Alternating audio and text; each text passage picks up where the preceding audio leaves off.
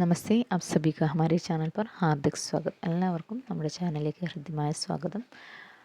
അപ്പോൾ ഓണപ്പരീക്ഷയൊക്കെ കഴിഞ്ഞു, എല്ലാവർക്കും പേപ്പേഴ്സൊക്കെ കിട്ടിയിട്ടുണ്ടാവും അല്ലേ? അപ്പോൾ 5ാം ക്ലാസ്സിലെ ഹിന്ദി എക്സാമൊക്കെ വളരെ ഈസി ആയിരുന്നു. നമ്മൾ പറഞ്ഞ എല്ലാ ഭാഗങ്ങളും വന്നിട്ടുണ്ടായിരുന്നു. പാട്ട് വന്നിട്ടുണ്ടായിരുന്നു അല്ലേ? കവിതാംശമൊക്കെ വന്നിട്ടുണ്ടായിരുന്നു. വരികൾ തെറ്റിച്ചിട്ട് തന്നിട്ടുണ്ടായിരുന്നു. അതേപോലെ ആക്ഷൻ വേർഡ്സൊക്കെ തന്നിട്ടുണ്ടായിരുന്നു. അതേപോലെ നിറങ്ങളുണ്ടായിരുന്നു, നമ്പേഴ്സ് ഉണ്ടായിരുന്നു അല്ലേ? 5 വരെ നമ്പേഴ്സൊക്കെ വന്നിട്ടുണ്ടായിരുന്നു. അപ്പോൾ വളരെ ഈസി ആയിരുന്നു. എല്ലാവർക്കും നല്ല മാർക്സൊക്കെ സ്കോർ ചെയ്യാൻ പറ്റിയിട്ടുണ്ട്. വളരെ സന്തോഷം കേട്ടോ. അപ്പോൾ രണ്ടാമത്തെ യൂണിറ്റ് മുതലാണ് നമ്മളിനി എടുക്കാൻ പോകുന്നത്. രണ്ടാമത്തെ യൂണിറ്റിൻ്റെ പേരെന്താണ്? ഖുഷി കി ഖുഷി. അതിലെ ഫസ്റ്റ് ചാപ്റ്ററാണ് ചിടിയാ കാ ഘർ. അതെഴുതിയിട്ടുള്ളത് നിരങ്കാർ ദേവ് സേവകാണ്. അപ്പോൾ ചിടിയാ കാ ഘർ എന്ന് പറഞ്ഞാൽ പക്ഷിയുടെ വീടിനെന്താണ് നമ്മൾ പറയുക? പക്ഷിക്കൂട് അല്ലേ? പക്ഷിക്കൂടാണ് ചിടിയാ കാ ഘർ. അതായത് ഖോംസല എന്നും ഹിന്ദിയിൽ പറയും കേട്ടോ. പക്ഷിക്കൂടിന് ഖോംസല എന്നും പറയും. ചിടിയാ കാ ഘർ എന്ന് പറഞ്ഞാൽ പക്ഷിക്കൂടാണ്. കവിത വായിക്കാം.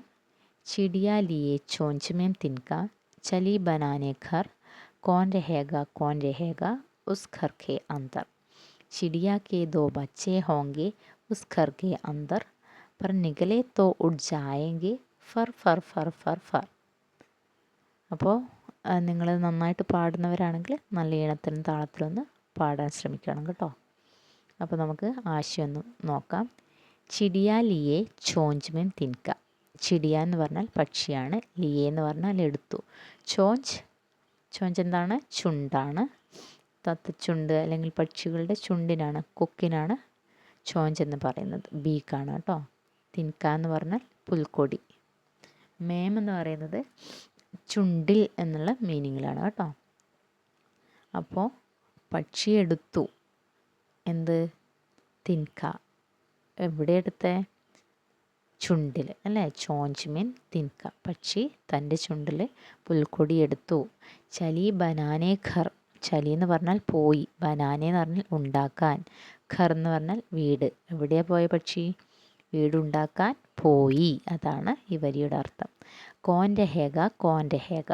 കോൻ എന്ന് പറഞ്ഞാൽ ആര്, രഹേഗ എന്ന് പറഞ്ഞാൽ താമസിക്കും. ആര് താമസിക്കും? ഉസ് ഘർ കെ അന്തർ. ഉസ് അത്. ഉസ് എന്ന് പറഞ്ഞാൽ അത്, എന്നാണ് അർത്ഥം. ഉസ് ഘർ കെ അന്തർ എന്ന് പറഞ്ഞാൽ ആ വീട്ടിൻ്റെ ഉള്ളിൽ, അല്ലെങ്കിൽ ആ വീട്ടിൽ ആര് താമസിക്കുമെന്നാണ് കവി ചോദിക്കുന്നത്. അപ്പോൾ ഫുൾ മീനിങ് ഞാൻ ഈ 4 വരിയുടെയും കറക്റ്റായിട്ട് പറഞ്ഞുതരാം. പക്ഷി തൻ്റെ ചുണ്ടിൽ പുൽക്കൊടി എടുത്തുകൊണ്ട് വീടുണ്ടാക്കാൻ പോയി. ആ വീട്ടിനുള്ളിൽ ആര് താമസിക്കുമെന്നാണ് കവി നമ്മോട് ചോദിക്കുന്നത്. അടുത്ത വരി നോക്കാം. ചിടിയാക്കി 2 ബച്ചേ ഹോങ്കെ. അപ്പോൾ പക്ഷിയുടെ 2 പക്ഷിക്കുഞ്ഞുങ്ങളുണ്ടാവാം. ഉസ് ഘർ കെ അന്തർ. ആ വീട്ടിൻ്റെ ഉള്ളിൽ അല്ലേ? ആ വീട്ടിൽ പക്ഷിയുടെ 2 കുഞ്ഞുമക്കളുണ്ടാവാം. പർ നികലെ തോ ഉഡ് ജായേങ്കെ ഫർ ഫർ ഫർ ഫർ ഫർ. അവർക്ക് ചിറകുമുളച്ചാൽ അവരും പറന്നു പോകും. എങ്ങനെ പറന്നു പോകും? ഫർ ഫർ ഫർ ഫർ ഫർ എന്ന് പറഞ്ഞ് അവരും പറന്നു പോകും. അപ്പോൾ ആ പക്ഷിക്കുഞ്ഞുങ്ങൾ ഉണ്ടാവുമെന്നാണ് കവി പറയുന്നത് അല്ലേ? ആ പക്ഷിക്കൂട്ടിൽ പക്ഷിക്കുഞ്ഞുങ്ങളുണ്ടാവും. ആ പക്ഷിയുടെ 2 പക്ഷിക്കുഞ്ഞുങ്ങളുണ്ടാവാം. അവർക്ക് ചിറകുമുളച്ചാൽ അവരും ഫർ ഫർ ഫർ ഫർ എന്ന് പറഞ്ഞ് പറന്നു പോകും എന്നാണ് കവി പറയുന്നത്. വളരെ സിമ്പിളാണ് അല്ലേ? വളരെ സിമ്പിളായിട്ടുള്ളൊരു കവിതയാണ്. നമുക്കിതിൻ്റെ ആക്ടിവിറ്റി നോക്കാം. പെഹചാനെ ലിഖേ. പേജ് നമ്പർ 34 ആണ്. തിൻക ചോഞ്ച്. തിൻക എന്ന് പറഞ്ഞാൽ പുൽക്കൊടിയാണ്. ചോഞ്ച് ചുണ്ടാണ്, ബീക്ക്.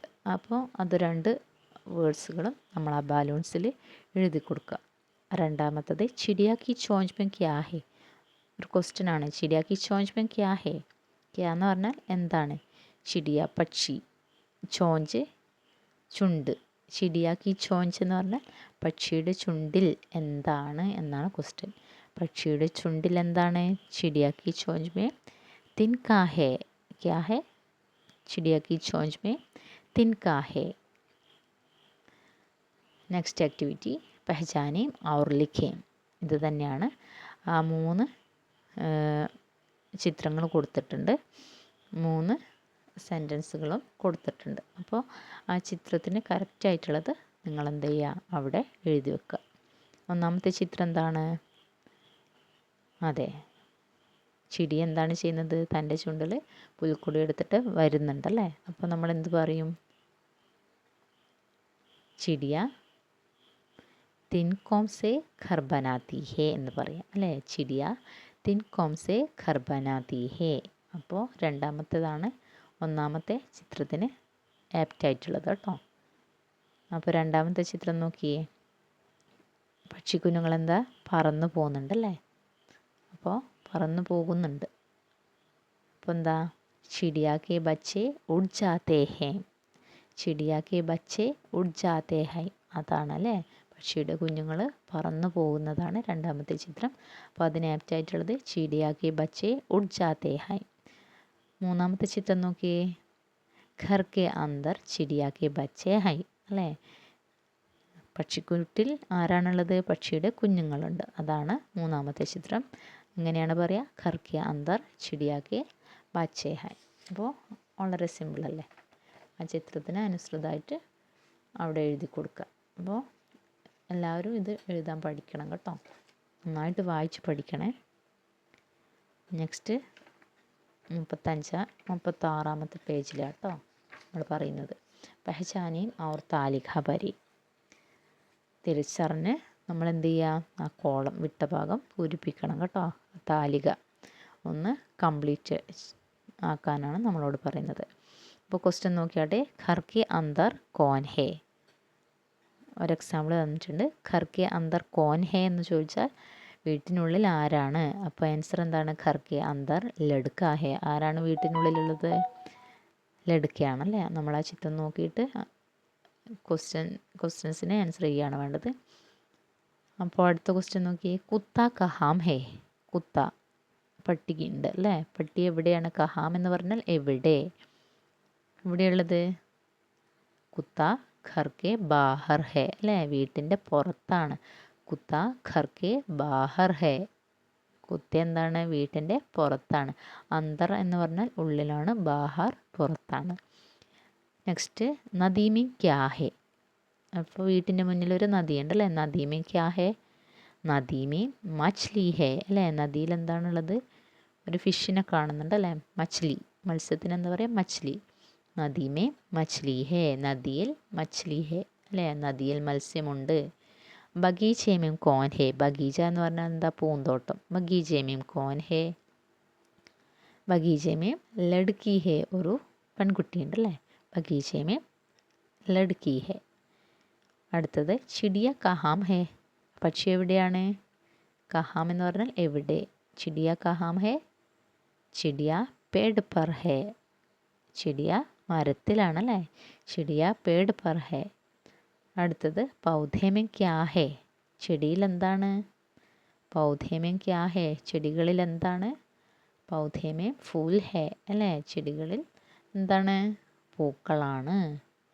അപ്പോൾ നോക്കിയാട്ടെ, എല്ലാ ആൻസേഴ്സും താഴെയുണ്ട്. അപ്പോൾ താഴെ നിന്ന് നിങ്ങൾ ചൂസ് ചെയ്തിട്ട് എടുത്തെഴുതിയാൽ മാത്രം മതി. അപ്പോൾ എല്ലാം നിങ്ങൾക്ക് റെഡിമെയ്ഡായിട്ട് തന്നെ അവിടെ തരുന്നുണ്ട്. അപ്പോൾ അത് നിങ്ങൾ വായിച്ചിട്ട് നിങ്ങൾ ആ ഒരു കോളത്തിൽ എടുത്തെഴുതിയാൽ മാത്രം മതി. വളരെ സിമ്പിളാണ്. അപ്പോൾ ഇതിൽ നമ്മൾ എന്ത് പഠിക്കണം? ക്വസ്റ്റ്യൻ ടാഗ്സ് പഠിക്കണം. ഹിന്ദിയിലെ ക്വസ്റ്റ്യൻ ടാഗ്സ് കോൻ, കഹാം, ക്യാ, കിത്തന അങ്ങനെയുള്ള കുറച്ച് കാര്യങ്ങൾ പഠിക്കണം. കോൻ എന്ന് പറഞ്ഞാൽ ആരാ. കോൻ എന്ന് പറഞ്ഞാൽ ആര്. കഹാം എവിടെ. ക്യാ എന്ന് പറഞ്ഞാൽ എന്താണ്? എന്ത്. കഹാം എവിടെ, ക്യാ എന്ത്, കോൻ ആര്. ഈ ഒരു 3 ക്വസ്റ്റ്യൻ ടാഗാണ് ഈ പാഠത്തിൽ നമ്മൾ പഠിക്കുന്നത്. കോൻ ആര്, ക്യാ എന്ത്, കഹാം എവിടെ. എന്താണ്? കോൻ ആര്, ക്യാ എന്ത്, കഹാം എവിടെ. ഈ ഒരു 3 ക്വസ്റ്റ്യൻ ടാഗ്സ് എല്ലാവരും പഠിച്ചു വെക്കുക. അപ്പോൾ ഈ ഒരു ചാപ്റ്റർ എല്ലാവർക്കും മനസ്സിലായെന്ന് വിചാരിക്കുന്നു. അടുത്ത ചാപ്റ്ററായിട്ട് നമുക്ക് നാളെ കാണാം. അതുവരെ എല്ലാവർക്കും ധന്യവാദം.